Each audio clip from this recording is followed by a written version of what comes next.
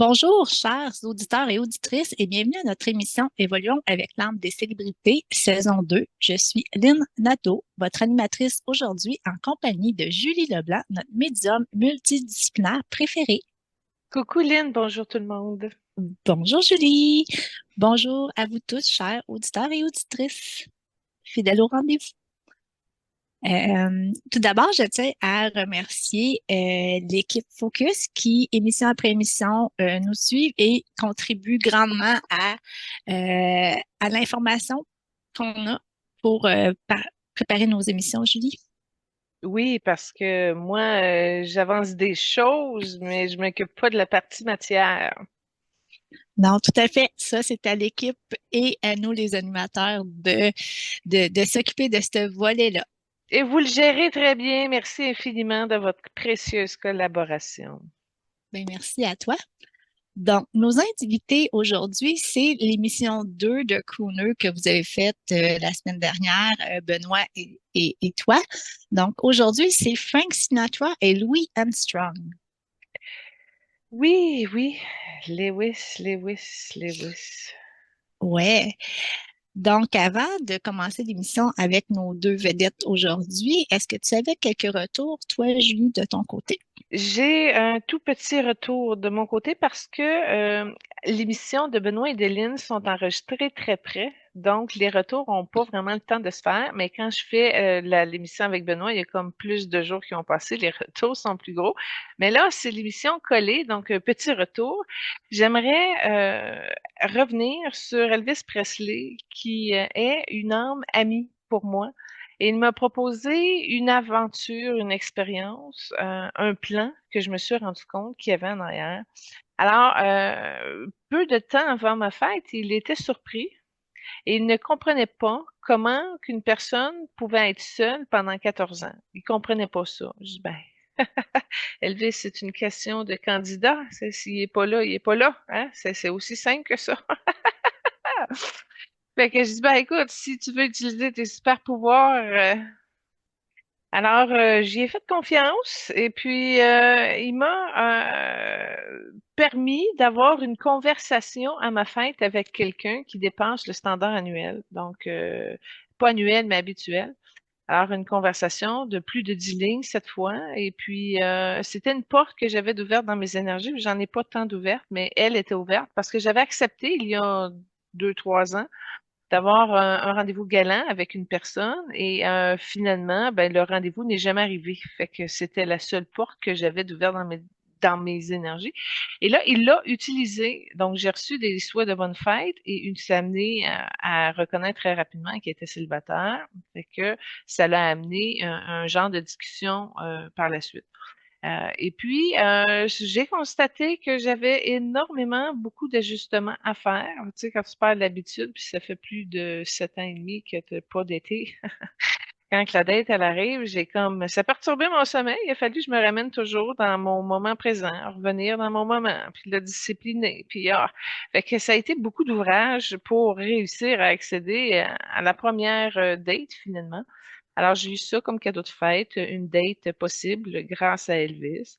Alors, bon, ça va aller où? Ça, je le sais pas. On était ouvert à aller à la deuxième date. Alors, j'ai trouvé ça particulier qu'Elvis décide de m'aider au niveau de ma vie amoureuse. Maintenant, est-ce que ça va juste sur ma vie amoureuse dans le sens que ce n'est pas ma flamme sœur? Moi, j'attendais ma flamme sœur. Là, s'il faut que j'avance avec une âme sœur, le temps de, bon, fait que je peux m'ouvrir à cette proposition. Mais je constate que les hommes sœurs, c'est 70% fonctionnel, puis 30% d'ajustement en lien avec une blessure commune. Dans notre cas, c'est l'abandon. Fait que j'ai beaucoup d'ajustements à faire. Puis là, ben évidemment, cette personne-là est moins consciente que moi, ne va moins vite et en tout cas a une structure moins solide et puissante que la mienne. Fait que ça me demande beaucoup de compassion, beaucoup de décompression, puis de laisser aller et de faire attention aussi parce que la femme scorpion que j'ai a des habitudes très carrées. Et là, il faut que je fasse attention pour pas fermer ça avant que le potentiel commence à se réaliser. Fait que ça a été un stimulant, exaltant, exaltant et exténuant, parce que j'ai vraiment fait beaucoup, beaucoup, beaucoup, beaucoup, beaucoup d'efforts pour m'ajuster à ce plan-là qui m'était proposé et que j'accueillais.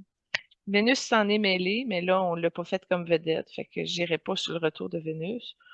Mais tout ça pour dire que j'ai réalisé que je suis une personne très impatiente et ça peut me nuire d'être très, très efficace et performante. Alors, faut que je lousse, faut que je donne du mou, faut que je ramollisse, faut que j'allège, je sais pas, faut que je change mon efficacité performante. Voilà, beaucoup de défis personnels à ce niveau. Oui. Puis, ça va avec la fin d'année, hein, Julie. Tu sais, comme à la fin d'année, on fait un bilan un peu de l'année et on recommence avec des nouvelles bases. Fait que là, tu viens de trouver des petites pistes que tu vas peut-être avoir dans tes intentions au mois de janvier de trouver la patience et de tout ça.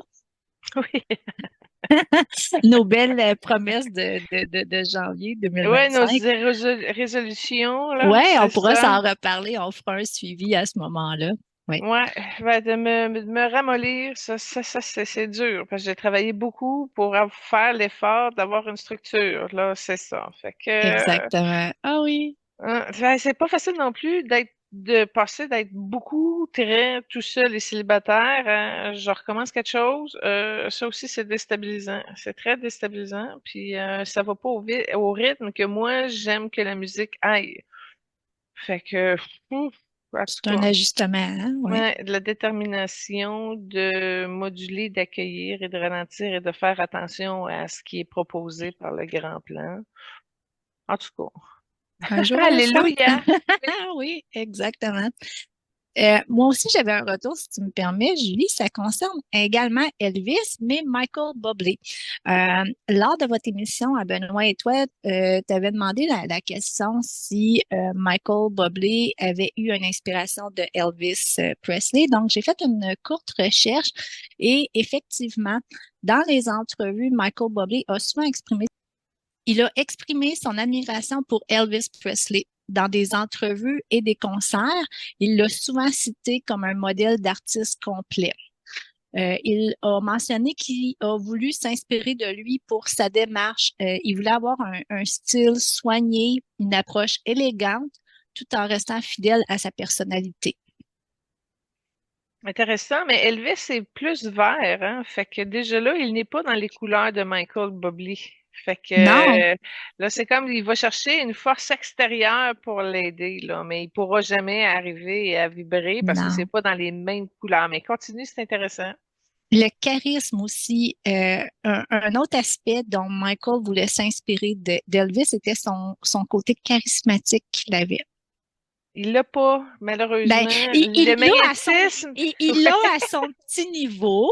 OK, il l'a je à son dois, niveau, je suis d'accord, mais il est très, non, très loin de la puissance oui, oui, d'Elvis oui, oui, vibratoirement. oui. Malheureusement, il peut s'en inspirer, là, mais c'est pas lui. Non, exactement. Mais un autre point en commun qu'ils ont les deux, c'est que les deux ont joué avec plusieurs styles musicaux. Elvis, il était aussi dans la pop, dans le rock and roll, il a été dans le blues, un peu comme Michael Bublé également, qui a touché à plusieurs aspects de différents styles de musique. Ouais, country un peu, Elvis. Oui, exactement. Donc, c'était seulement le petit retour que je voulais faire par rapport à Elvis et à Michael Bublé. Bon, ben, je vais conclure avec un retour de Richard Gere, parce que la semaine passée, Ah on en a oui, parlé, comme quoi que là, il y avait vraiment le savant au niveau des plantes médicinales. Et fait que j'en ai profité, évidemment. Je suis retournée, puis j'ai commandé quelque chose selon sa spécialité, ce qu'il voulait, ce qu'il voyait. J'ai demandé un cadeau de son savoir. Et j'ai réussi, il m'a concocté quelque chose à base de plantes que j'ignore, parce que même en plus, il y avait des ingrédients secrets. J'ai vu des plantes qui venaient de d'autres plantes de conscience. Donc, il y a une médecine plus approfondie que celle de la Terre. Et puis, c'était pour la régénérescence de ma peau, pour venir travailler ma peau. J'ai eu des déséquilibres de peau et puis c'est venu m'aider à faire ça. Puis ça passait aussi par un rehaussement équilibré au niveau de mes reins et tout ça pour que ça filtre mieux l'oxygénation que ma peau prend. Alors, j'ai été bien surprise du cadeau. Ça a transformé mon œil droit, ça a transformé mon enracinement en dessous du pied droit. Donc, il y a quelque chose qui a été corrigé dans mon système en fonction de cette valeur-là que j'ai pris avec son élixir, entre guillemets. Là. Oui, parce que c'était liquide, il aurait pu m'a donné n'importe comment, mais non, ça a été liquide. Alors, voilà, j'ai été bien heureuse de pouvoir profiter de ça. Excellent. Merci, Julie. Donc, avant de commencer avec nos deux invités du jour, je propose peut-être d'écouter la première trame sonore choisie de Frank Sinatra, qui est Have Yourself a Merry Little Christmas. Oui, ben, elle est bonne, sa chanson. C'est pas pour rien qu'elle a été reprise et reprise par tant d'autres chanteurs et chanteuses, mais il y a quelque chose là-dedans qui passe le vert de Frank Sinatra. Alors oui, commençons par Frank Sinatra. Il est aussi vert comme Elvis l'était. Et ça, c'est très impressionnant parce que les vers, habituellement, ils vont finir dans d'autres branches que des chanteurs célèbres. Les chanteurs célèbres sont plus attitrés au jaune. Ça fait partie de la fonction. Donc, quand on a des chanteurs qui se démarquent comme ça dans d'autres couleurs d'âme, c'est parce qu'ils sont exceptionnels et qu'ils ont un talent incommensurable. Comme c'est le cas chez l'âme verte d'Elvis, comme c'est le cas chez l'âme verte de Frank Sinatra. Et en plus, là, OK, il y a une énergie très masculine avec un très bon jugement par rapport à l'argent. Il y a un troisième œil très avisé et il y a une bosse des affaires qui est supérieure à sa passion de chanter. Alors ça, j'ai hâte de voir comment ça s'est organisé dans ses contributions d'affaires, dans l'information que vous avez, parce qu'en énergie, c'est pas le chanteur qu'on voit en premier, c'est l'homme intelligent qui réfléchit aux choses et qui fait des décisions d'affaires. Alors, est-ce qu'il y avait un gérant mou effacé? Je ne sais pas. Est-ce qu'il y avait comment qu'il prenait son pouvoir décisionnel par rapport à sa carrière? Ça, je serais intéressée de voir qu'est-ce que vous avez dans la matière par rapport à ça, parce que c'est clair qu'un verre n'arrivera pas à céder comme ça son don d'entrepreneur. OK?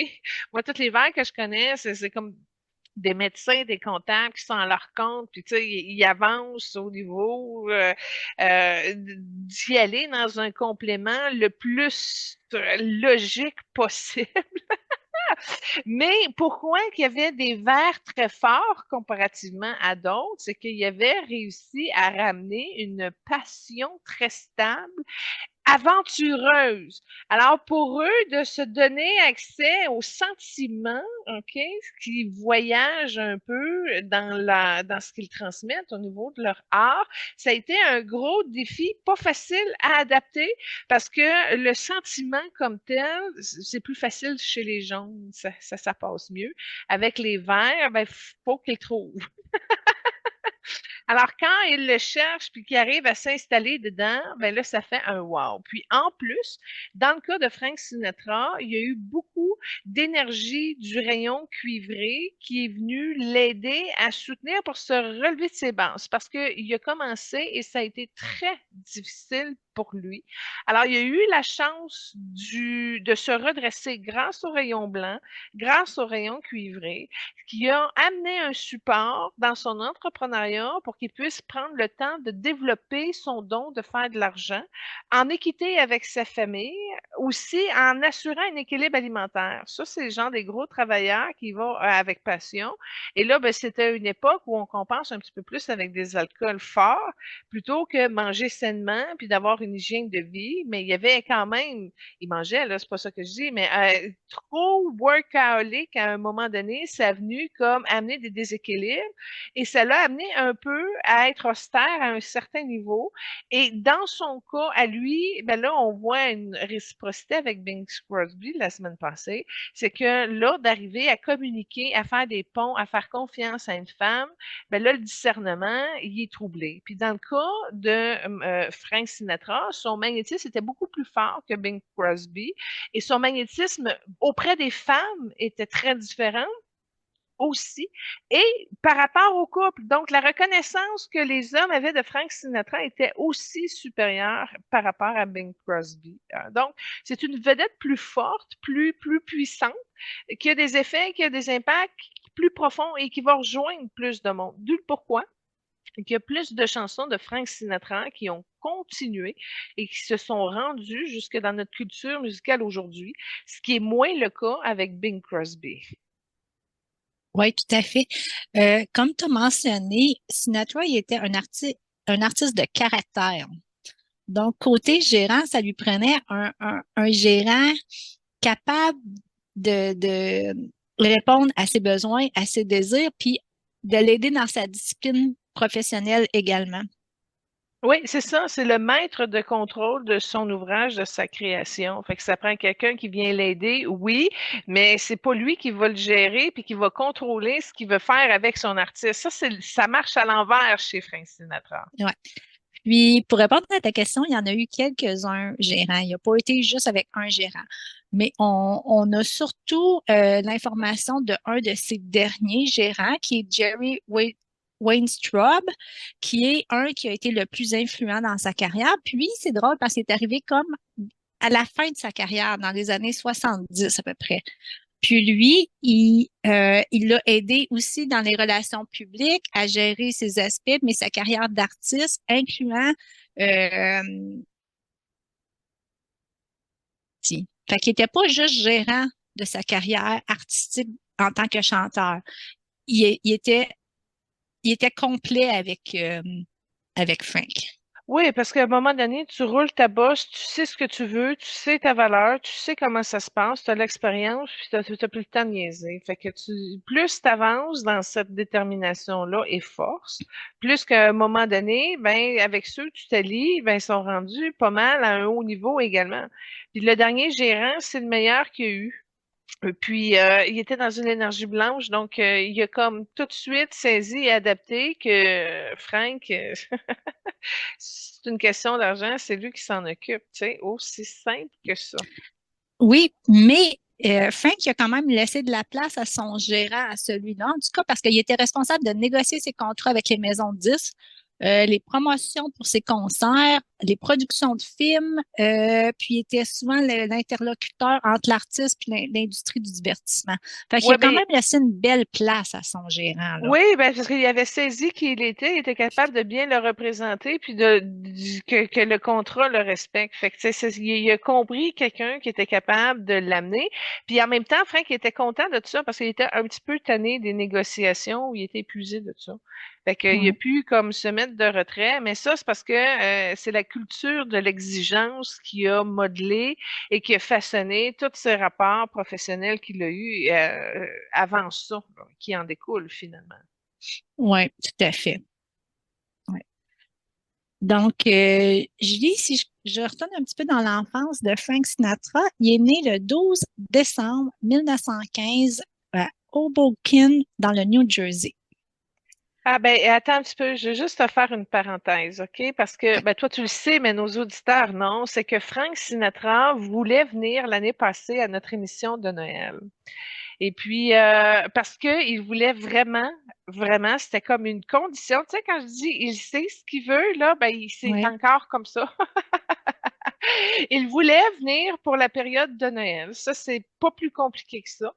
Puis l'année passée, finalement, on avait hésité, on voulait le mettre avec Elvis, mais c'était trop fort comme vibration pour l'émission et tout. Fait que finalement, on avait décidé de prioriser Elvis avec Barbara Streisand, tu sais, un vert puis un rose, ça faisait une belle dynamique. Mais là, cette année, je savais que là, on pouvait pas vraiment comme le faire passer son tour une deuxième fois. Fait Donc, qu'on a dit oui, il n'y a pas de problème, on te met dans le créneau de notre émission de Noël, notre spécial Noël. Ça va être avec Frank Sinatra. Fait que je lui avais accordé ce compromis-là avec un grand plaisir parce qu'il sait ce qu'il veut. Moi, j'ai pas de problème avec ça, je suis d'accord. Fait que ça a été, premièrement, OK, la connexion avec Frank Sinatra se fait sur la droite. Donc, c'est vraiment au niveau de mon énergie masculine que je suis capable d'échanger avec. Donc, c'est pas un grand sensible. qui va optimiser l'échange énergétique et sentimental et travailler l'émotion. Tu sais, il est très haut, il est à droite, puis c'est très expéditif, c'est masculin, c'est une énergie où, en tout cas, c'est direct, c'est droit, ça porte pas de confusion, là. C'est le fun. Moi, j'aime ça, travailler comme ça. Je trouve que c'est rafraîchissant de fonctionner avec un gars. Puis en ce moment, il est tout habillé en blanc. Il s'est mis un beau Wow. saut tout blanc. Puis quand tu regardes ses souliers, il y a comme des brillants sur ses souliers blancs. Mais ça reste que c'est une âme verte, même s'il s'amuse à porter du blanc. Donc, il était prêt là, pour ton émission là, cette Oui, année, hein? ouais, l'année Oui. passée aussi, il était prêt. C'est nous qui avions Exactement. choisi de ne pas le prendre. Exactement. Ouais. Fait que là, il était prêt, puis là, il est content, j'imagine, d'être avec nous Oui, aujourd'hui. Oui. Good. Donc, comme je disais, il est né au New Jersey. Sa mère, Nathalie Della Garavanti, une institutrice d'origine Ligurie, elle est devenue sage-femme auprès des mères immigrantes pratiquant à l'occasion des avortements clandestins. Puis, elle s'est mêlée aussi dans la politique locale, puis elle est devenue une déléguée démocrate dans l'équipe du maire. Donc, c'est quand même surprenant là, dans ces années-là, hein? oui. Tout à fait. Puis, son père, Anthony Martin Sinatra, né Saverio Antonio Martino Sinatra, est d'origine sicilienne de la communauté Leccardi-Fridi. Lui, son père, il était illettré, puis il a d'abord été un boxeur, puis ses combats, il le faisait sous un nom irlandais, Marty O'Brien, parce qu'à ce moment-là, euh, les immigrés italiens, ils étaient comme considérés, ils n'étaient pas bien considérés là, comme. Sa mère est jaune, puis son père aussi a beaucoup de jaune. Fait que Ah oui, déjà hein? là, il rentre dans une famille familiale où, avec son vert, c'est pas trop compatible. Et il y a un peu de cuivré, comme je disais tantôt. Mais il y a une bonne relation avec son père. Ça connecte bien. Il y a une aisance d'être avec son père. Ça, c'est très évident. Fait qu'il y a eu au moins l'intérêt de s'enquérir de ses parents. Alors, tu vois que même plus tard, pendant qu'il a avancé là, dans sa vie, il a toujours eu un très grand respect profond pour son père. Fait ça, c'est très clair, mais sa mère aussi également. Puis il l'a Oui, supporté financièrement. Ce que je vois, quand elle est plus vieille, elle a un gros problème de rétention d'eau. Elle a de l'arthrite au genou. Sa jambe droite est hypothéquée. Mais en tout cas, il a toujours considéré ses parents. Fait que c'est pas une âme rébellée là, qui envoie chier tout le monde. C'est vraiment quelqu'un qui prend le non. temps d'honorer ses parents. Fait que c'est déjà bien comme tel, là. Oui. Puis, fait intéressant, dans ces années-là, il était un enfant unique. C'est rare, là, dans les années 1915, là. Oui, parce que la mère travaillait beaucoup. C'est ça, hein? C'est pas le Ouais, même contexte. non. Ouais. Puis, tu sais, si elle travaillait dans les avortements, dans le contrôle de tout ça, à un moment donné, tu vas chercher la connaissance, quitte à contrôler ton cycle de naissance, puis à ne Ouais, pas... tu sais, à un moment donné, il y a moyen de ouais, gérer ça intelligemment, puis c'est une bonne affaire parce qu'elle a respecté son corps, tu sais. ouais, tout à fait. Ouais. Côté vie privée, euh, il y a eu quatre conjointes. Il y a eu Nancy Barbato Sinatra, avec qui il a eu trois enfants. Attends un peu, il y en a eu 5, mais il y en a une qui n'a pas déclaré au public. Ah, OK. Vas-y, continue. Trois Euh, enfants avec elle, OK. ouais. Il y a eu Nancy Sinatra, qui est chanteuse, puis qu'elle a eu la chance de chanter avec son père. Elle Il est y a eu... orange, elle. Ah oui, hein? Oui. OK. Elle a été beaucoup connue pour Those Boots Are Made for Walking. Je sais pas si ça dit quelque chose, Oui, ben cette moi, je la chanson-là. connais de Jessica Simpson, non? Ouais, exactement. Ben, elle, c'est la chanteuse originale de la chanson. Ensuite, il y a eu Frank Sinatra Jr. Lui, c'est un chanteur et un chef d'orchestre. Oui, il y a du vert, mais il n'est pas complètement vert. OK. Puis lui, il y a un petit fait étrange. En 1963, il s'est fait kidnapper dans un hôtel. Puis, il a été libéré 2 jours plus tard lorsque son père il a payé une rançon de quasiment 240 000 $. Oui. Ouais, c'est quelque chose, hein? Ouais. Ouais. Ensuite, il y a eu Tina Sinatra. Elle, je vais te dire, sur Tinatra, il y a un clin d'œil à quelque part parce que elle a beaucoup d'énergie semblable. Elle est jaune et brillante blanche, un peu pailletée de style Tina Turner. Fait que son Ah, Tina, wow! il a vraiment brillé pour l'aider. Puis elle ressemble beaucoup plus, je te dirais, au niveau des couleurs d'âme. C'est beaucoup plus près de Tina Turner que de Frank Sinatra. Fait qu'elle doit être une petite fille exceptionnelle, elle, qui a apporté vraiment l'art. À un autre niveau, à un autre niveau. Il y a Ouais, quelque chose de ouais, spécial avec elle. ouais. Elle a été comme plus dans le cinéma, en arrière de la scène. Elle n'a pas voulu aller en avant de la scène. C'est vraiment dans l'ombre qu'elle a travaillé. Puis, elle s'est occupée aussi de la fondation de son père et tout ça, là. Ah, cool. Ensuite de ça, l'autre conjointe, il y a eu Eva Gardner de 1951 à 1957. Ensuite, il y a eu Mia Farrow. Elle avait 21 ans quand elle s'est mariée et lui en avait 50. Le mariage, il a duré environ 3 ans, mais ils se sont fréquentés 3 ans avant le mariage aussi. Ça a été sa relation la plus difficile à gérer. Je crois que cette dame-là avait des brèches dans le corps mental qui faisaient en sorte qu'elle avait beaucoup. Il y avait de la difficulté à la contenir, puis elle n'a jamais réussi à le comprendre. Fait que ça a été un petit peu la relation la plus tourmentée. Ça, c'est un mauvais choix de sexe, ça, là. Ouais. Puis, il y en a qui disent qu'il serait peut-être le père de Ronan, un des enfants de Mia Farrow, mais tu sais, comme, encore là, on ne sait pas, là. Ben, si je veux dire, c'est pas réglé en énergie parce que c'est rouge. C'est pas une âme rouge du petit gars, c'est un problème rouge puis qui est pogné dans l'énergie du petit gars. Fait que c'est quelque chose qui est pas réglé, mais pas du tout. OK. Ouais. Puis ensuite, il y a eu sa dernière femme jusqu'à son décès, Barbara Marx Sinatra. Bon, ça, je te dirais, c'est son choix le plus habile parce qu'il est tombé sur une femme compréhensive. Elle avait une belle sensibilité, puis elle avait déjà une belle lumière blanche rosée. Fait que, il a connu une grande femme sage, puis je pense que c'est ça qui l'a réconforté après qu'il ait donné son meilleur.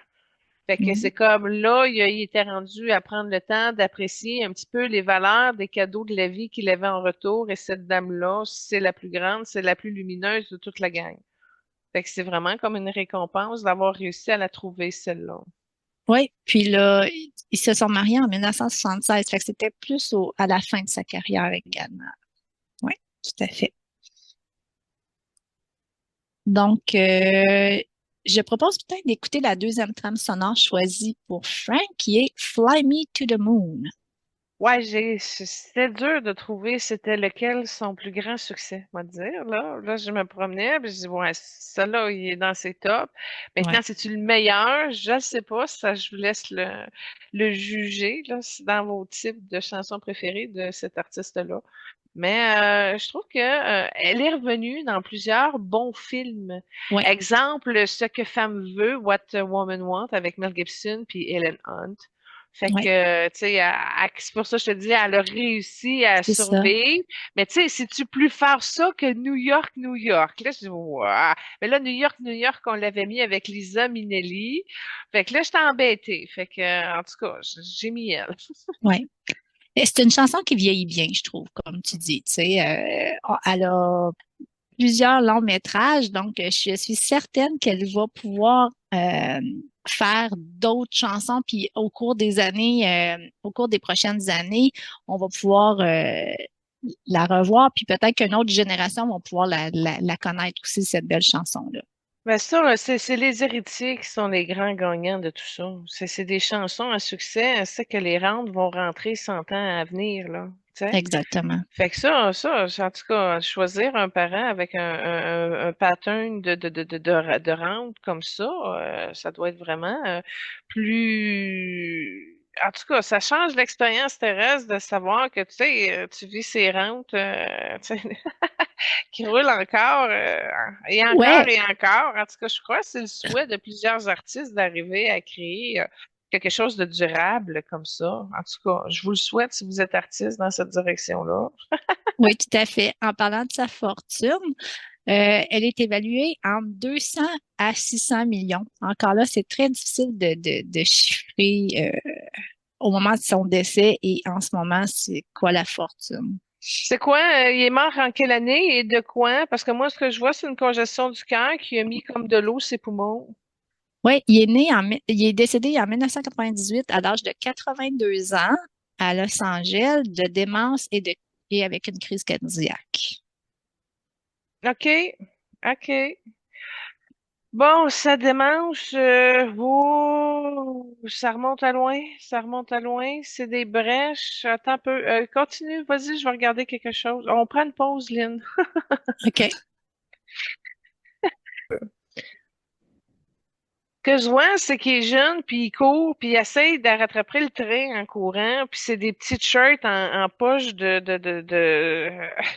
c'est comme brun, et il court là-dessus, puis il y a eu comme un impact, puis ça a créé une congestion au niveau du thymus, puis la peur est rentrée un peu. Il y a eu quelque chose. Attends, ça dit qu'on est actuellement hors ligne. Ouais, c'est ça, ça l'a coupé pour un bon petit bout, là. Fait qu'il y a eu un impact à ce niveau-là qui a changé un peu sa chose parce qu'il y a eu comme l'accident au niveau physique, mais il s'est cogné la tête, puis il y a eu un peu de la misère à se remettre de ça, des migraines qui ont passé avec un peu le temps, mais ça y a pris quelques mois.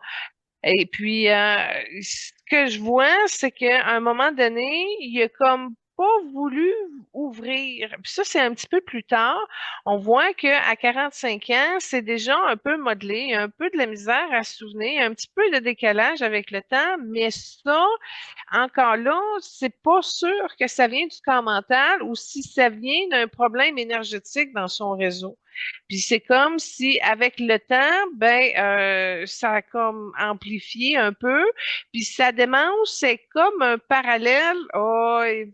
C'est, oh, c'est, il était dans des plans de conscience ailleurs, puis ça a été la difficulté de se centrer pour se ramener. C'est comme des parties de lui qui ont fui au cours de son incarnation, puis qui n'a pas réussi à rapatrier.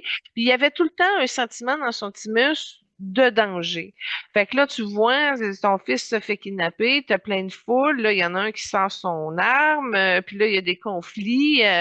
Exemple de l'époque, hein, les hommes blancs, les hommes noirs, ils se sentent pas en sécurité, ça du tout. Et ça a gazé comme un genre de peur et ça a atrophié une partie justement de son plan mental. Et sérieusement, c'était comme pas une cause de mort, mais une cause de mal-être vieux à cause de son mal-être dans son moment présent et son existence. Il y a des fuites d'aisance qui l'amènent à prendre des détours pour se protéger tout le temps. Puis il y a un petit peu d'énergie de drogue qui reste dans son chakra de la gorge. Ben, je dis de drogue, c'est pas le gars qui a pris de la cocaïne, c'est pas ce genre de choses-là, mais c'est des effets de substances extérieures qui a essayé pour voir s'ils pouvaient s'évader de tout ça. Mais encore là, c'est une partie qui est pas publique. Je le vois, qui est comme dans une chambre, probablement la sienne. C'est beau, c'est bien décoré. C'est vieux un peu, évidemment. Le trouble, il l'a vécu tout seul. C'est-à-dire qu'il n'en a pas parlé à ses enfants, il n'en a pas parlé à ses épouses. C'est quelque chose qu'il a essayé de cacher, d'où pourquoi que ça a aussi humidifié ses poumons avec le temps. OK. Puis, quand il était plus jeune, l'école à l'âge de 15 ans, non diplômé, puis il a vécu de petits boulots en petits boulots, mais il voulait vraiment faire une carrière dans la chanson, dans la musique. Euh, mais malgré son handicap, parce qu'il y avait une ouïe déficiente, il a eu le tympan perforé lors de sa naissance. Euh, oui, mais son accident qui a essayé de courir après le train, l'impact qu'il Ouais, a hein? eu n'a pas aidé. C'est ça. Oui. Parce que ça a vraiment créé du dommage, cet incident-là. Mais c'est ça, je suis très contente que tu me dises qu'il a toujours su en lui qu'il était un artiste. Puis moi, ce que j'ai reçu quand j'ai vu ça, c'est que laisse-moi, je vais te le montrer. Fait qu'il voulait enseigner aussi en même temps. Puis tu devrais le voir dans ses premières manifestations sur scène, là. Il est blanc, il est vert, puis c'est ça. Il y a le rythme, puis il veut vous montrer, il veut le transmettre. C'est ça qu'il veut, dans le fond, du pourquoi il a toujours été comme sur cette mission-là dans ses choix décisionnels. Fait que c'est ça qu'il voulait léguer, dans le fond. Puis c'est ça qu'il nous a partagé tout le temps de sa carrière. Oui, tout à fait. Donc, sa carrière, elle a été beaucoup à New York. Elle a commencé vraiment à New York, dans les clubs et tout ça. Puis après ça, il s'est fait connaître. Puis, il a formé un band aussi avec Dean Martin et d'autres chanteurs. J'ai dit Dean Martin parce que tu l'as mentionné à l'émission dernière comme quoi que Dean, il était un petit peu comme Frank. Il aurait aimé qu'on en parle, qu'on fasse. Donc, j'ai pris ce nom-là. Ils ont formé un groupe, mais au-delà du groupe, ils ont eu une belle complicité. C'était des très, très bons amis dans la vie, tant ce côté professionnel que personnel. Donc, c'est deux personnes qui se sont apportées beaucoup, beaucoup. Est-ce que toi, tu vois ça en énergie également? Oui, parce que comme j'avais dit la semaine passée, Dean a beaucoup de verre aussi. Fait que c'est comme un frère d'âme où ils ont pu se permettre d'avoir un espace, tu sais, comme deux vedettes, entre guillemets, ensemble, puis là, ils prennent du temps pour eux, loin du public, ils se comprennent, ils sont capables de travailler ensemble, de collaborer, puis c'est surtout au niveau, en même temps, des affaires. Fait qu'ils ont pu s'échanger des cues, excusez mon anglicisme, mais tu sais, ils se comprenaient, puis là, donc c'était quelque chose qui ramenait une dynamique un petit peu grâce au cuivré. Le cuivré chez Frank Sinatra a apporté beaucoup de connexion avec les autres. Puis même si c'était comme deux âmes vertes, quand il était avec Dean Martin, il changeait un peu. Il y avait comme du blanc cuivré. Fait que c'est comme OK. s'il portait un peu comme les trois couleurs quand ils étaient ensemble, parce que Dean ajustait certaines choses qui étaient complémentaires aussi à ce que Frank pouvait apporter. Parce qu'il y avait moins le don des affaires, lui, Dean Martin, ça c'était clair, mais le blanc, puis Donc, il y avait beaucoup de choses en commun. Ils ont performé beaucoup à Las Vegas et il y avait aussi leur ami Jerry Lewis qui est venu un petit peu plus tard aussi dans la mêlée et tout ça. stop! OK, la prochaine fois, Dean Martin avec Jerry Lewis, c'est vendu, c'est gagnant, c'est approuvé. Fait qu'on le Ah mettra dans oui, le calendrier l'année prochaine. OK, Les deux, ensemble.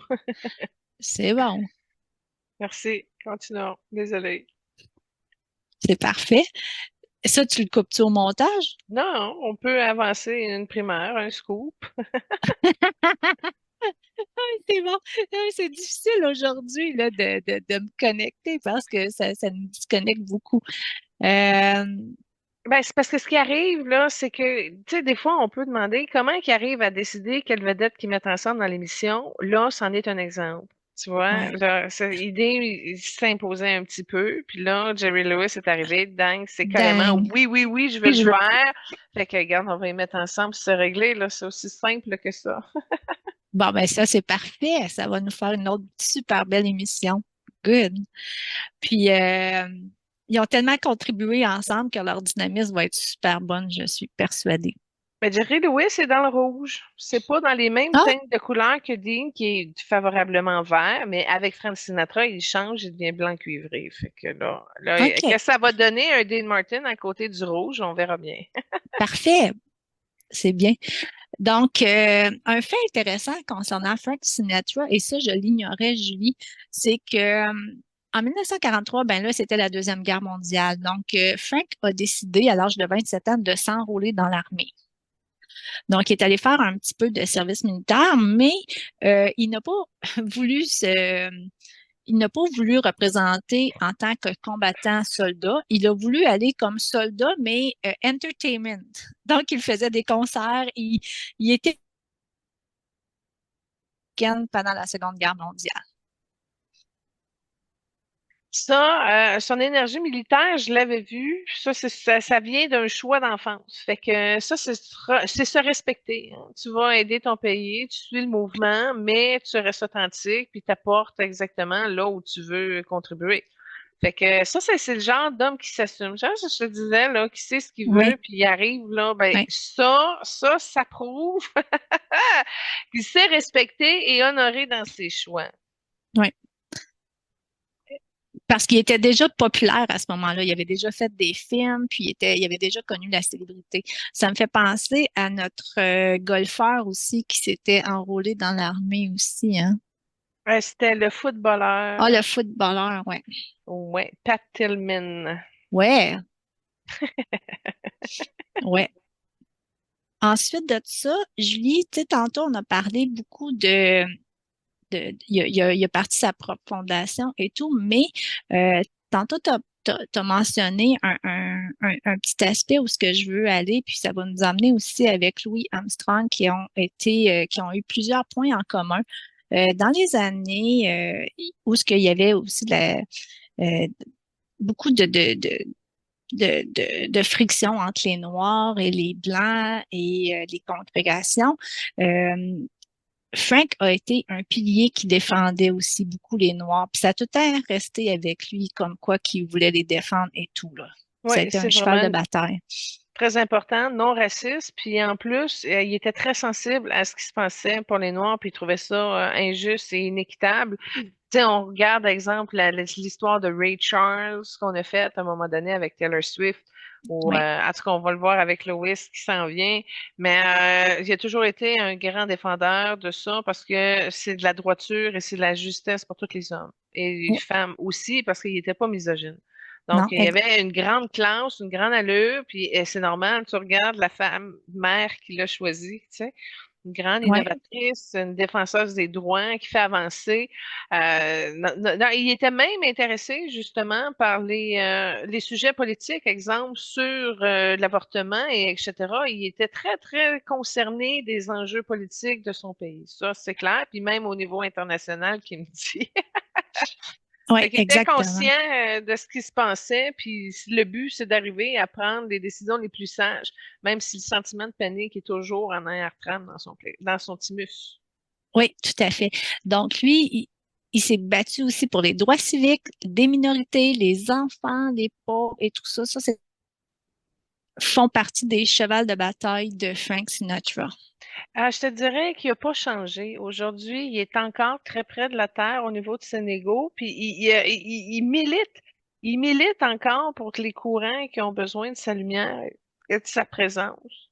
Fait qu'il est encore impliqué énergétiquement dans des enjeux pour aider les Américains. Il y a eu vraiment un choix de cœur pour les Américains.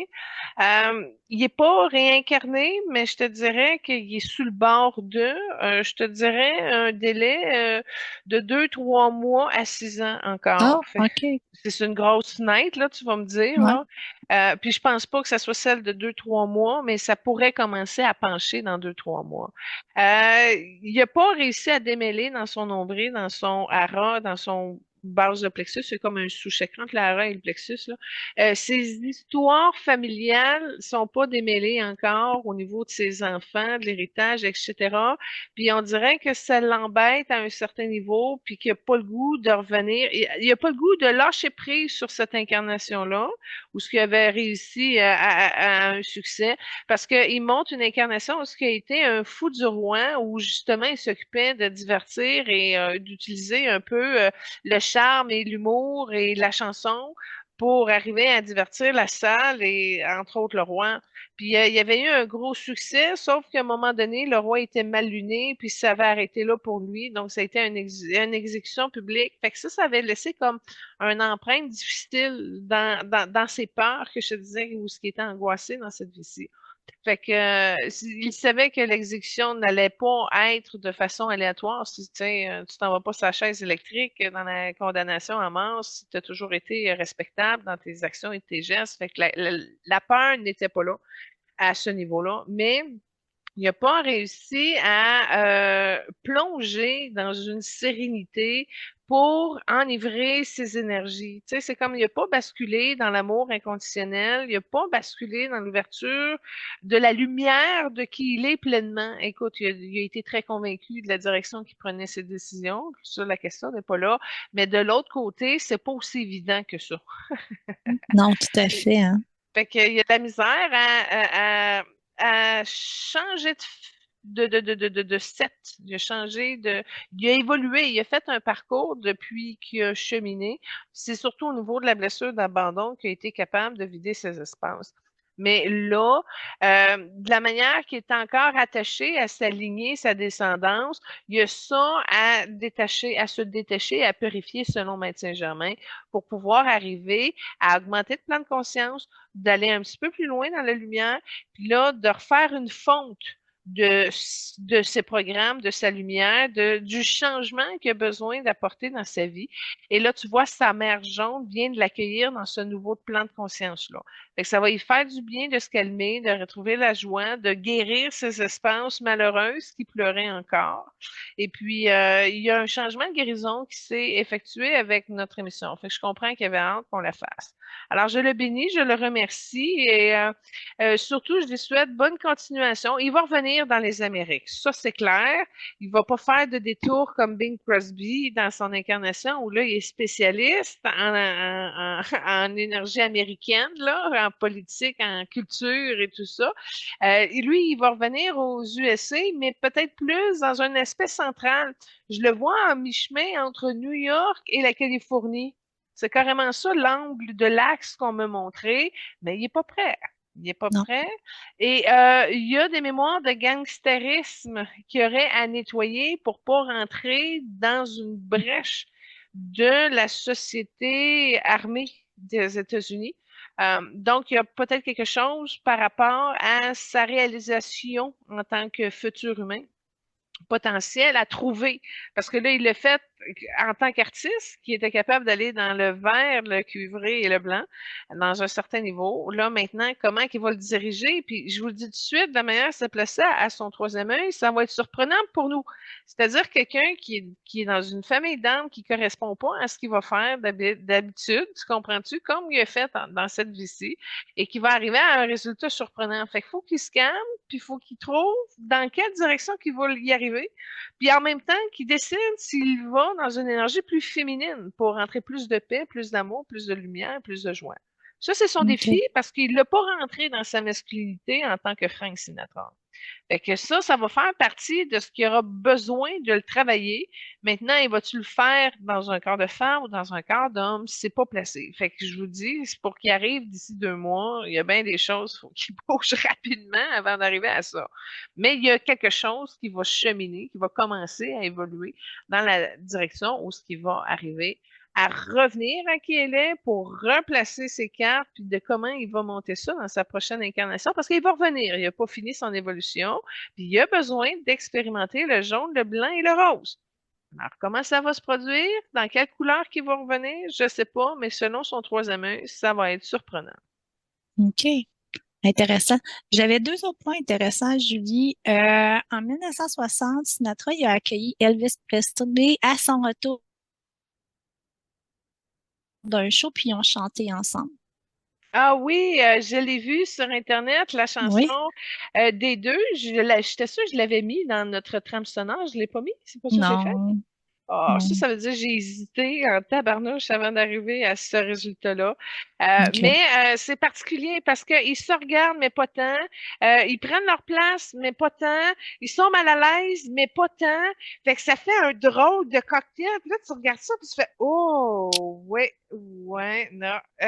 Oh, fait que là, tu sais, comment rester professionnel quand tu as tous ces malaises-là qui passent? Exactement. Moi, j'ai trouvé qu'ils ont fait leur possible, mais tu vois que le poids de la légende de un et de l'autre affecte un peu le duo. Fait que si vous OK. êtes capable de le regarder, je suis désolée, j'étais certaine que je vous l'avais mise.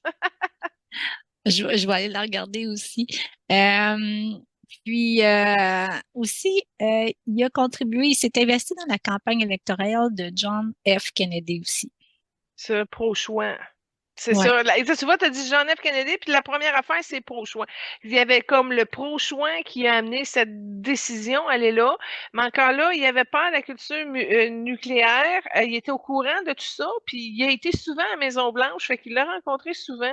Fait que ouais. c'était bizarre parce que John F. Kennedy, on en a parlé un peu, il était comme plus bleu. Fait que là, plus bleu et vert, ben, il y avait quelque chose qui pouvait arriver à ouvrir certaines portes différentes de lesquelles elles étaient habituées. Ils étaient habitués. C'est ça. C'est lui, d'ailleurs, Frank, qui a organisé son gala d'inauguration de la présidence. Ah, puis je vais te dire, il était fier de chanter là-bas. Il dit c'est dans une Ah de ouais, ses hein? plus belles soirées mémorables. High class, tous les diplomates qui étaient là, les belles robes, le bon, c'est tout a été parfait. C'est ça qu'il dit, c'est dans ses Ouais, soirées mémorables. ouais. Frank, avec l'aisance, avec les années et tout ça, il y avait le côté beaucoup glamour aussi, hein. Tu sais, il était très, très, très charmant, et très charismatique, mais il y avait tout le côté glamour, puis ça allait dans ses soirées, il était très, très, très extravagant, puis dans les dépenses aussi. Ouais, mais ça, c'est le talent des Verts, ça. Ils sont capables C'est de ça, faire hein? ça. Ouais. Le high class, le prestige, le pétage de brou à son plus haut niveau, mais tout ça avec beaucoup de charme, beaucoup de classe, beaucoup de prestige, de retenue aussi, parce qu'il était très rigolo, puis il se retenait d'être rigolo, justement, au cas où que les gens ne prennent pas ses blagues. Fait qu'à un moment donné, tu te bâtis une espèce pas d'armure, là, mais une espèce de stature. Puis là, bon, dans ce prestige-là, les gens t'atteignent, te rejoignent, mais sont pas nécessairement capables d'entrer en relation avec toi parce que là, tu étais comme surclassé ou je sais pas trop quoi. Fait que c'était très difficile. Puis à long terme, ça faisait l'effet qu'il se sentait pas mal tout seul, justement, parce qu'à toute fois qu'il arrivait pour prendre la proximité, il se tannait vite aussi un peu des gens. Il trouvait qu'il y avait des relations qui étaient plutôt inutiles ou des contacts approches maladroites ou etc. Fait que comment être accessible, mais pas tant. Puis prestigieux, mais pas hautain, snob. Tu comprends-tu? Comment garder l'humilité dans la prestance? Je pense que ça a été ça un peu son défi et son aventure qu'il a réussi à exécuter élégamment. Mais encore là, ça le met dans une classe à part. Il n'a pas réussi à descendre pour aller vraiment se mettre les mains dans la pauvreté pour aider les pauvres, mettons. Tu comprends? Non. Fait que ça le distingue. Bon, il y a de la noblesse, OK, mais c'est pas ça qui enrichit le contact avec les autres humains. Non, tout à fait. Donc, je propose d'écouter la troisième trame sonore que tu as choisie. C'est The Way You Look Tonight, qui a été refaite en 2008. Ouais, ben c'est ça. J'ai été dans ses gros succès à lui finalement. Ouais, Mais c'est très dur, tu sais, d'en choisir trois quand il a quand, bâti sa carrière exactement. là-dessus. Il a fait plus que 5 décennies là, Il me de semble même que chansons. j'ai vu qu'il a fait une chanson avec David Bowie. J'ai trouvé ça Ah un ouais. petit peu particulier parce que moi, je l'aurais pas tenté. C'est pas deux styles qui se mélangent. Mais en tout cas, il a essayé, il a innové, mais écoute, je dois te dire, là, sa réputation a été faite très, très rapidement. Sa richesse est rentrée Ouais, très, très rapidement. Puis il s'est distingué avec cette, entre guillemets, noblesse-là très, très rapidement. Il a toujours montré qu'il était un homme digne, tout à fait. respectable. Puis Ouais. ça a augmenté sa chance en tant que crooner. Oh oui. Ouais. Moi, ça conclut beaucoup les informations que j'avais. Toi, Julie, t'avais-tu Ben, je vais le remercier parce que oui. même si je l'ai fait attendre un an, il est venu me voir trois, quatre fois. Puis dans les trois, quatre fois, je l'ai observé. Je regardais un homme mystérieux qui réfléchissait, qui avait des idées innovatrices, qui s'interrogeait sur l'avenir, qui se questionnait sur le futur de la Terre. Là, ça aussi, il y a une porte sur la démence par rapport à ça, mais je ne rentrerai pas dedans aujourd'hui. Euh, j'ai beaucoup aimé l'espèce d'optimisation par l'énergie de son charme qui le fait à mon cœur. Donc, c'est comme si par sa présence, ça tournait une énergie dans mon chakra du cœur, puis ça l'élevait, puis ça le débloquait. Puis il y a quelque chose qui amenait à reconnaître l'artiste très tendre qu'il était, mais renfermé, puis pogné un peu. Il était pas bon pour gérer des chicanes. Puis il en déclenchait, il savait ce qu'il voulait. Fait que j'ai aimé comment qu'il se modérait et j'ai eu droit à un échange, c'est-à-dire entre de la compassion. Moi, j'ai transmis comment que le cœur procédait dans la compassion et il m'a aidé aussi à développer mon don de la réserve dans une énergie de prestige qui m'a amené comme à mieux reconnaître moi-même mes talents avant de les exposer, de les offrir au monde, puis d'arriver à toutes sortes de forces énergétiques dans lesquelles tu es obligé de composer.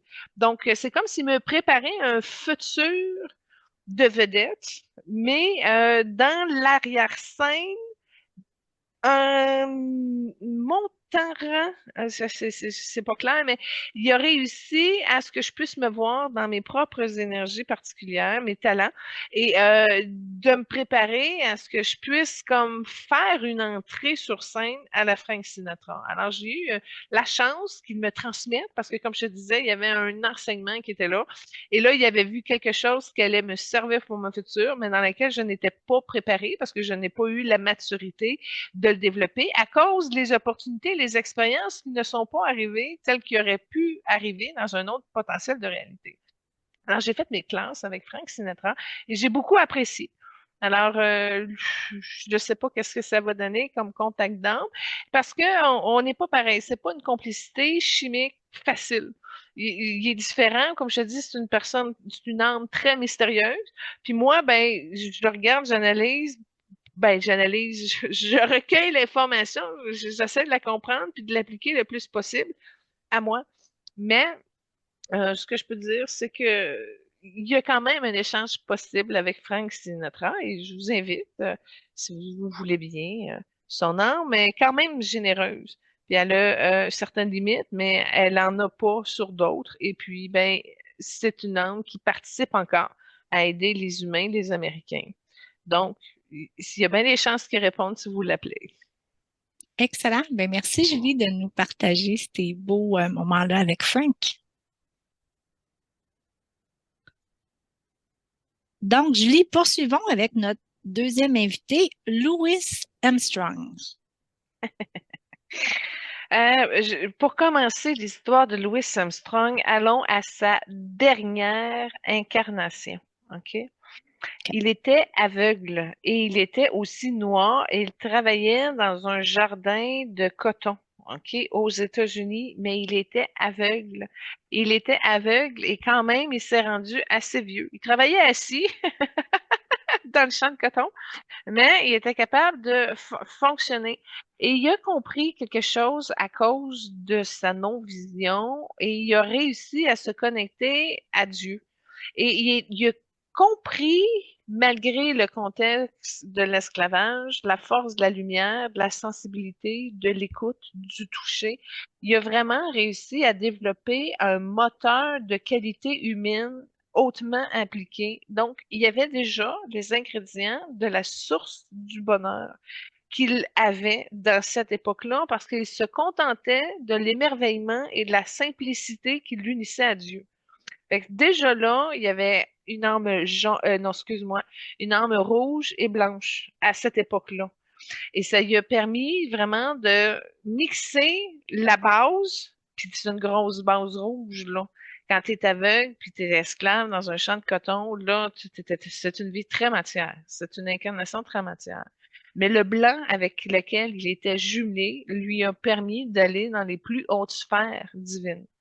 Donc, en combinant le rouge et le jaune, puis ça a été un effet particulier parce que dans toutes les invités qu'on a jusqu'à ce jour, le blanc et le rouge n'ont pas été couplés du tout dans les invités qu'on a eus. Et ça lui a permis vraiment d'avoir la motivation d'avancer le mouvement de la justice. Et dans l'incarnation de Loïs, comme on le connaît, on l'a connu, ben moi je l'ai pas connu, mais en tout cas j'ai connu par après parce que je suis de la génération qui vient après. Il a décidé de venir dans le bleu cobalt. OK? Alors, OK. lui, le fait de d'avancer dans la race noire avec l'incarnation après et de participer au combat qui mène à la libération de la race noire aux États-Unis d'Amérique était porté par un grand plan soutenu par les Roses. Donc, c'était un bleu cobalt qui est venu volontairement faire progresser les limites de la conscience humaine, entre autres en lien avec les races, par la synergie artistique, parce qu'il y a eu un voile jaune qui l'a aidé dans sa matière, dans son incarnation. Donc, soutenu par les bleus dominants, mais un petit courant jaune vraiment pour ramener un équilibre entre la justice et la paix. Et c'est a été la contribution dans son cœur à ce monde. Et c'est pour ça qu'il a été un artiste aussi élevé vibratoirement, parce que sa voix amenait les gens à voyager entre les dimensions et les ramener à une source de lumière pour qu'ils soient plus confiants dans la matière et ayant aussi la maturité pour soulever toutes les indignités, des indignations qu'on faisait subir aux âmes humaines qui étaient sur Terre. Donc, il a vraiment été aidé par un grand plan soutenu par les roses pour faire progresser la matière à partir de toute son âme, de toute son être. Donc, bleu cobalt dominant assumé avec une légère contribution des jaunes et ça a été le Louis Armstrong qu'on a connu aujourd'hui. Sa voix particulière lui vient de mérite aussi et on m'indique qu'il y a eu 7 incarnations où sa voix a progressé dans des directions artistiques par le chant. Et la dernière incarnation qu'il a été chanteur, si on peut dire, c'est avant celle qu'il a eue dans son champ de coton. Et là, il est dans une église de noir encore. Et là, il chante, il est le chef de chorale. Et il est vraiment à l'origine d'un gospel qui a été transmis dans la culture par la suite. Alors, c'est quelque chose qui a servi la voix de Dieu, OK, du pourquoi qu'il y a eu un héritage pour le distinguer de tous les autres chanteurs de ce monde. Parce qu'aujourd'hui, OK, la voix de Louis Armstrong n'a pas été à côté ou égalée ou même se rapprocher un peu de ces intonations-là dans l'histoire de la Terre. Donc, c'est un privilège qu'il avait à un très haut niveau parce qu'il le protégeait, parce qu'il l'a mis au service de Dieu, parce que ses intentions étaient bonnes et pures pour l'avancement de la Terre. Et son but était aussi de mettre à silence tous les idiots de ce monde. Et pour ça, grâce à sa mère et à sa grand-mère, il a eu la carrure et la prestance pour pouvoir développer un aspect plus végétarien connu à succès. Et ça n'a pas été un succès facile, il y a eu beaucoup d'embûches. Et quand tu le compares par rapport, exemple, à Ray Charles, ben, il s'en est sorti avec sa spiritualité. Ray Charles, lui, il s'en est sorti grâce à la drogue puis à l'alcool. Ben, encore là, est-ce qu'il s'en est sorti? Ça a été une question qu'on a touchée quand on a fait Ray Charles. Mais dans le cas de Louis Armstrong, c'est encore mieux parce que c'est protégé divinement et ça a amené un courant naturel. Et assez que lors de la fin de cette incarnation-là de Louis qu'on connaît, il avait commencé déjà à reperdre la vue parce que dans son plan de vie à lui, c'était une manière pour se rapprocher du contact qu'il y avait au niveau de ses sentiments, de ses enfants. Il voulait être proche de ses proches. Et en perdant, en ayant des difficultés au niveau de ses yeux, il s'est reconnecté à son senti intérieur et ça lui a permis vraiment de faire une paix blanche avant de quitter et de partir ce monde-là. En solitaire, hein, c'est un oiseau rare qui a été mal protégé, si on peut dire, et qui a fait en sorte qu'il s'est senti extrêmement tout seul. Donc, pour lui, d'avoir réussi à libérer un peu d'abandon en reconnectant avec la force de ses sens, lui ont permis d'atténuer un petit peu le passage de la Terre qu'il a trouvé très, très difficile et perturbant aussi parce que même aujourd'hui, ce qu'il me passe comme message maintenant, c'est qu'on n'a pas réussi à dépasser le pourquoi il militait à la base dans son incarnation. Donc, les problèmes raciaux ne sont pas réglés aux États-Unis.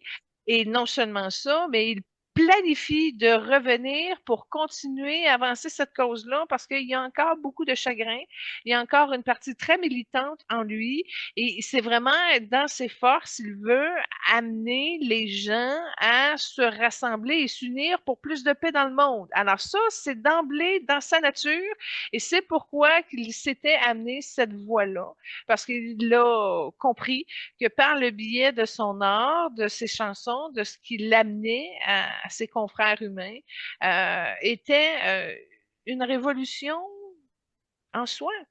Et il n'a pas fini sa mission, il va la continuer parce que là, comme on est capable de voir, ça fait comme 4 vies qui est en ligne sur le sujet, puis ça même cause jusqu'à temps que ça aille progresser à son goût.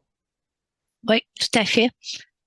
Donc, je propose d'écouter la première trame choisie, puis c'est une des plus belles chansons, je dois dire, puis What a Wonderful World. Puis c'est une prestation qui a été faite en 1967. Ouais, ben, il y a beaucoup de gens qui l'ont repris, dont Céline, hein, notre Ouais. Céline, elle l'a repris. Mais encore là, même si tu essayes de chanter du Louis, tu peux pas y arriver. Malheureusement, c'est ça Non, qui se non, non. passe quand tu as une voix aussi particulière. C'est ça. Il y en a. Ben, c'est sûr que c'est pas le seul chanteur qui se rapproche de ça, mais ils n'ont pas fait de vedette, là. Ils n'ont pas fait de carrière, ceux qui se sont rapprochés le plus, tu sais. Non. Moi, j'ai un aveu à te faire, Julie, et à vous autres auditeurs et auditrices.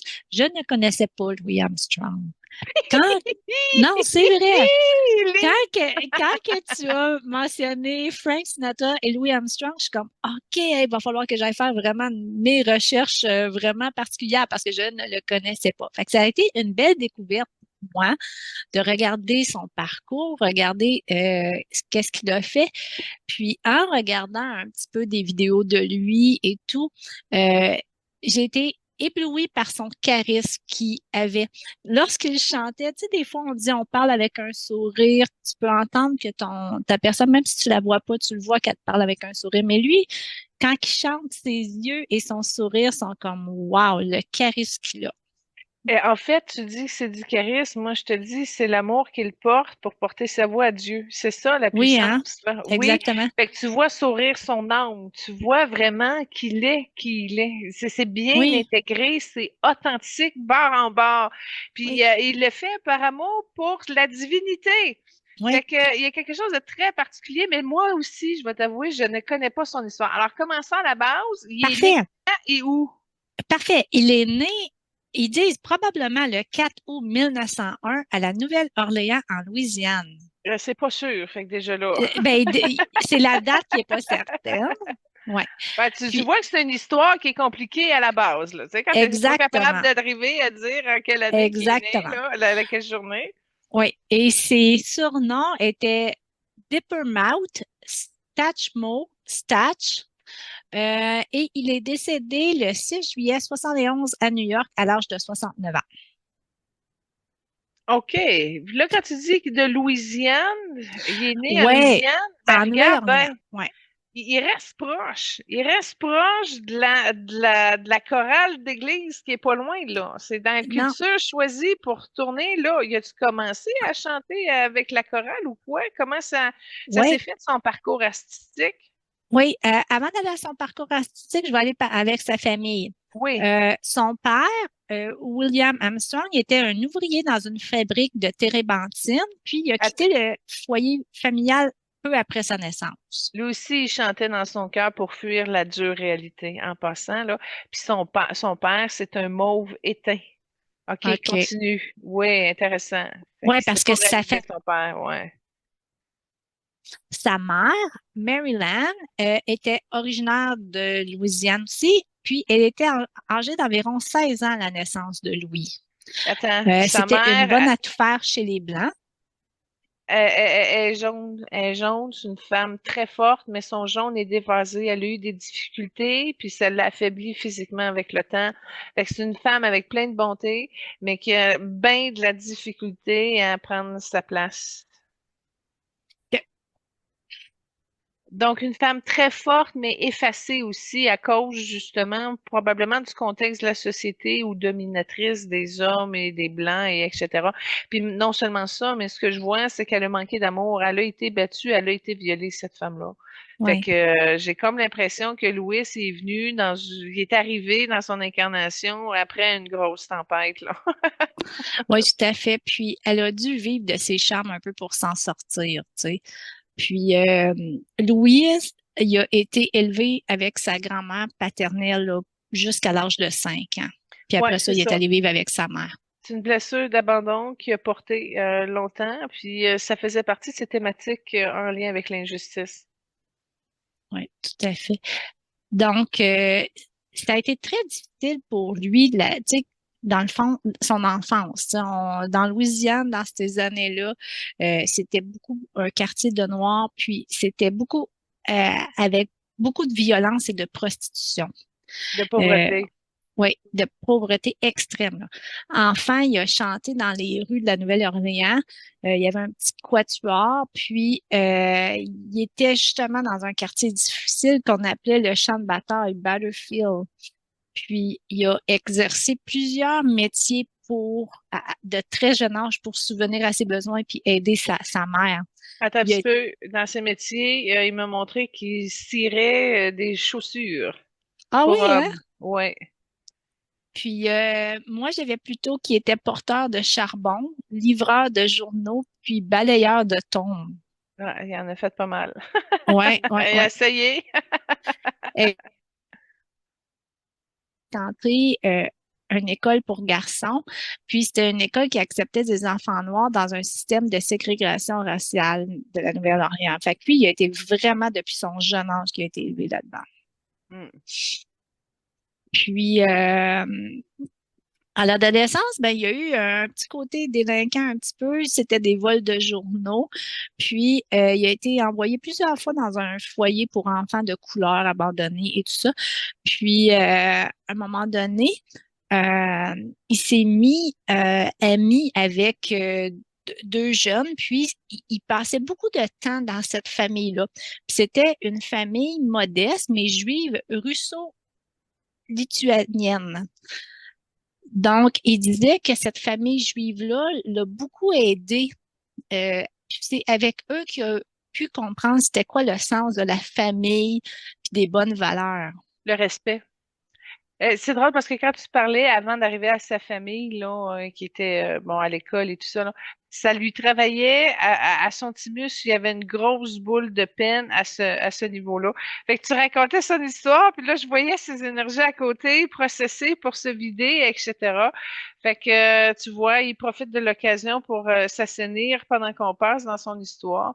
Mais c'est vraiment de la grosse blessure d'abandon. On pourra aller voir où est-ce qu'il l'a créé dans son livre de vie, de passer par là, mais ça a été intéressant parce que cette famille-là avait un aura jaune. Fait que c'est vraiment quelque chose qui lui a facilité la compréhension du respect de soi et des autres. Puis c'est là où ce que ça a soulevé son mouvement pour l'indignité humaine, d'arrêter ça à un moment donné, puis qui était comme un principal contributeur de ce que lui pouvait apporter à cette humanité-là. Fait qu'il y a eu un redressement dans sa maturité, dans sa conscience, qui a ramené un peu la sagesse divine qu'il avait octroyée au début de sa mission de vie, tu sais. Oui, tout à fait. Puis, en signe de gratitude envers cette famille-là, il a porté un collier pendant une partie de sa vie jusqu'à son décès, puis c'était avec une étoile de David. Ben, c'est parce que les Juifs ont des compréhensions différentes qui renforcent, le respect de soi, c'est vraiment ça qu'il a trouvé dans cette religion-là, le respect de soi et des autres. Ouais, Oui, tout à fait. Puis, lorsqu'il avait 11 ans, encore dans sa famille, c'était très difficile. Puis, il vivait avec sa mère, avec un nouveau conjoint, avec des enfants. Puis, de la souvent, drogue. ouais, puis souvent, il n'y avait pas de repas, là. Le repas, il consistait avec du pain et de la menace. Puis, il y avait des châtiments corporels. Donc, quand tu vois comment il chante, tu sais, je retourne à la première chanson, What a Wonderful. C'est tout un exploit quand tu le vois chanter avec son âme, avec son sourire. quand on sait par où ce qui a passé, c'était quoi son enfance. C'est trouver la douceur en soi et le réconfort divin. C'est pas plus compliqué. C'est pour ça il a réussi à être capable d'être autonome puis de mettre de la lumière dans son cœur. OK, c'est intéressant. Donc, ensuite, il a commencé à chanter un petit peu dans les bars et dans les cabarets. Puis, c'est de là que il a commencé à avoir une carrière. Puis, on parle de chanteur, mais aussi, il faut pas oublier qu'il est un tromboniste. Il joue de la trombone. Fait qu'il y a beaucoup, beaucoup de solos. Puis, une particularité de Louis, c'est qu'il improvisait souvent dans les chansons, des solos et tout. Je veux juste te dire qu'il n'y a pas eu de non souvent dans sa vie, OK? Quand il y en a OK. eu, c'était pas à cause de son talent, c'était peut-être à cause de sa situation raciale. C'est aussi injuste que ça. Mais pour ceux qui avaient un mouvement un petit peu plus inclusif et innovateur, le monde lui ouvrait la porte avec la plus grande vénérance, là. Il passait, il y avait un grand respect pour son calme, pour son énergie. C'est une personne qui pouvait être insultée facilement, surtout quand on fermait la porte à cause des conditions raciales. Oui, tout à fait. Puis en parlant de ça aussi, lui, il a tout le temps milité justement contre les mouvements. Puis il a refusé d'aller à certains endroits faire des concerts justement parce que c'était pas valorisé pour les Noirs ou parce il a même été publiquement, puis je sais qu'il avait été contre un président américain aussi disant que il avait dénoncé comme quoi que tant et aussi longtemps qu'il changerait pas ou qu'il viendrait pas en aide à la communauté noire, il ne chanterait pas pour lui et tout. À un moment donné, il n'y a pas le choix. Tu comprends-tu? Tu as Ouais. un principe, puis tu es profond. Tu l'honores, puis tu suis la voie, tu sais. Puis ça a été vraiment une de ses grandes forces d'arriver à cette détermination-là. Mais je vais te dire, c'est un homme très doux. C'est peut-être pour ça qu'on est capable de voir aussi facilement son cœur, mais il y a beaucoup de tristesse dedans. Puis il était aussi détaché par rapport à l'argent. Il y a quelque chose qui était vraiment pas important pour lui. L'argent, oui, subvenir à ses besoins, ça, c'est pas le problème, mais c'était pas quelqu'un que tu pouvais tordre avec l'argent. C'est-à-dire, viens chanter, on va te payer plus, mais si c'était contre ses profondes valeurs, il y allait pas, là. Non, tout à fait. Puis, quand on parle de sa fortune, c'est difficile de dire. Ils disent que sa fortune, à un moment de son décès en 71, était d'environ 5 millions. Mais ils disent que c'était une personne qui donnait, qui était tellement généreux dans les causes qu'il défendait. Puis, souvent, il voulait être un donateur anonyme. Puis, il a aussi aidé il a donné beaucoup d'argent avec Martin Luther King, mais il était un donateur anonyme. Ouais, Donc, il a il a voulu beaucoup être dans l'ombre, hein. il a compris qu'à un moment donné, la culture et le politique ne se mêlent pas trop bien directement, là. Des fois, c'est mieux d'y aller par deux voies différentes. Ouais. Il C'est ça, était, il est il était, sensible, oui, puis il était petit, 5 pieds 6, Louis. c'est vrai. Oui, Ouais. oui. J'ai pas parlé pour Frank, mais 5, il était 5 pieds 8. OK, Ouais, merci. puis Louis, 5 pieds 6. Ouais. Je propose d'écouter la deuxième trame sonore choisie, c'est When the Saint Goes Marching In. Ouais, ben, on pouvait pas passer à côté d'une chanson de Noël tant qu'à faire un spécial crooner proche de Noël. Oui, puis j'ai bien aimé parce qu'on entend beaucoup son chant avec la trompette, puis c'est comme on dirait c'est comme les débuts de chansons à répondre un petit peu là. Moi, c'est ça que ça m'a donné là. Ouais. Ah ouais, c'est un très grand classique, ça, qui nous a apporté avec cette chanson-là. Fait que c'est pour ça que je voulais Oui. partager. Si vous ne l'aviez pas connu, ben, si tu ne connaissais pas, tu connaissais pas cette tune-là, mais Non, moi je ça la m'étonne connaissais pas. parce Non. qu'elle passe souvent dans les parties dans la vie. Bon, en tout cas, c'est Ouais. pas grave. Puis dans cette chanson-là, Julie, on voit une chanteuse américaine de jazz et blues qui est Jewel Browns. Puis elle a chanté, elle a performé beaucoup avec Louis Armstrong. Puis en passant, si je reprends la première incarnation avant celle-ci, lorsqu'il était aveugle, et, elle était sa sœur. C'est pour ça que j'ai mis cette chanson-là. J'ai OK. revu le contact de la sœur qui s'occupait un peu de son frère aveugle et qui travaillait dans le jardin de coton. Puis quand je les ai vus ensemble, je me suis dit, oh mon Dieu, quelle belle complicité solide de par le cœur. Maintenant, c'est pas une énergie sexuelle. Je sais pas s'ils ont consommé, mais on voit très bien que c'est une énergie fraternelle profonde. OK, intéressant.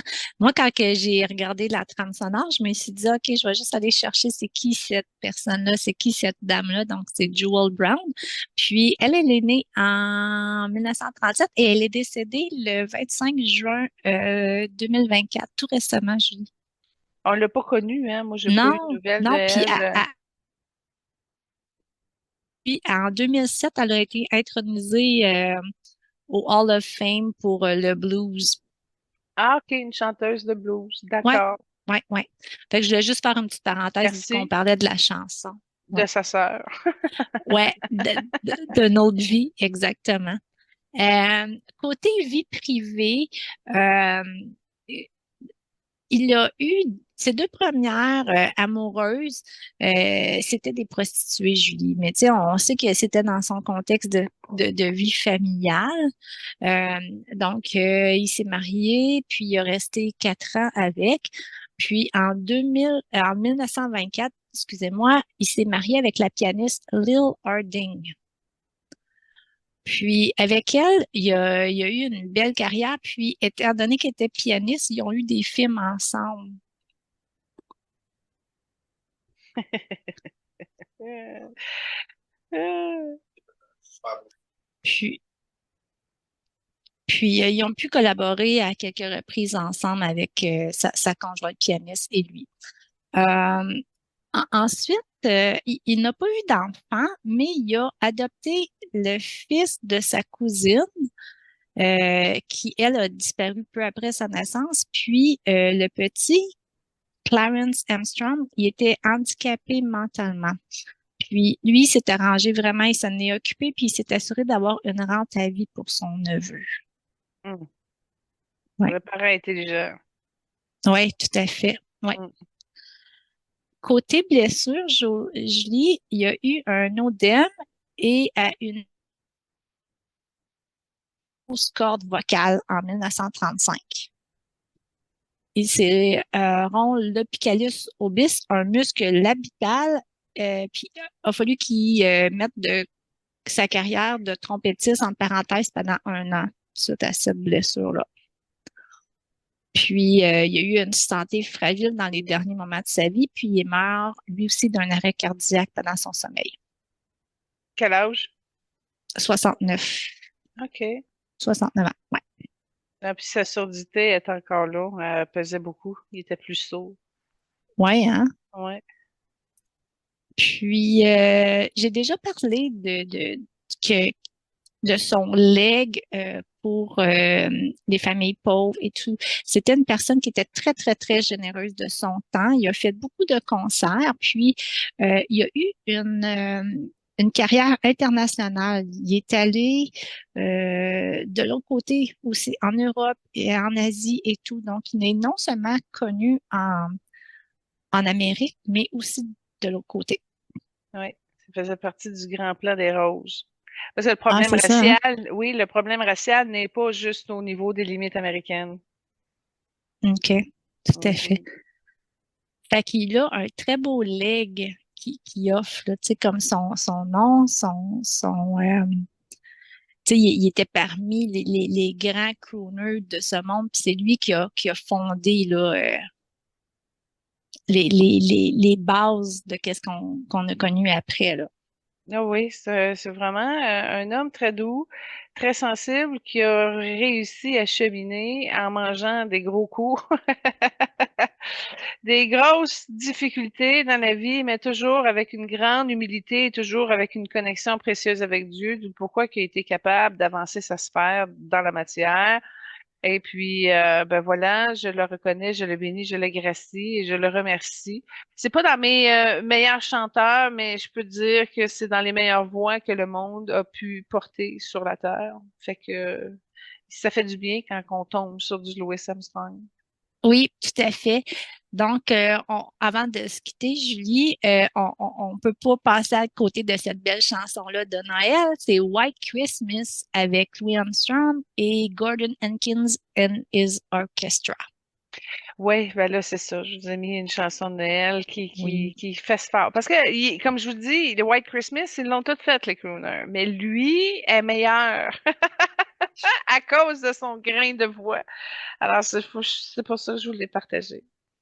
Oui, ben merci, Julie. Donc, en conclusion, auditeurs et auditrices, je vous invite à multidisciplinaire avec sa revue. Suivre Julie, notre médium multidisciplinaire, avec sa revue, le tirage mensuel depuis plusieurs années, revuemajulie.com, son site web www.majulie.ca, la chaîne YouTube pour les émissions et Facebook Évoluons avec l'âme des célébrités, ainsi que les 2 livres disponibles sur la plateforme Amazon, la base de la série Atelier 17 rayons sacrés pour évoluer, ainsi que Guérir avec les stars. Merci beaucoup, Lynn, pour ton temps, pour ton professionnalisme dans l'animation et les recherches de l'émission. Merci beaucoup à toutes les âmes qui ont suivi l'émission et soyez bénis, passez un merveilleux temps des fêtes. On se voit la semaine prochaine avec un spécial Friends parce que nous, on n'arrête pas pendant que c'est Noël, on continue et là, on va célébrer la fin de l'année avec nos magnifiques six acteurs. Ben, je m'en ai dit préféré, mais ceux qui aiment Friends, c'est sûr que les fans de Friends sont contents, là. C'est c'est dans les belles Exactement. expériences. Exactement. Un gros merci, Julie. Toujours un plaisir d'animer avec toi. Bonne journée à vous tous.